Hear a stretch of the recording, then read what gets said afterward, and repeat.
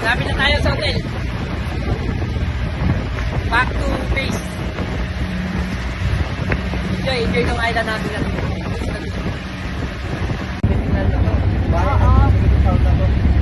So ayun guys, babalik na tayo sa hotel. 15 minutes lang ang pabalik natin. Parang shortcut lang tayo kanina eh, no? Kaya nga. Ayun, babalik na tayo sa hotel dahil yun ang ating last destination, ang Eagle Island. At wala na ring alon. Hindi ka tulad kanina, 30 minutes na alon yun ah.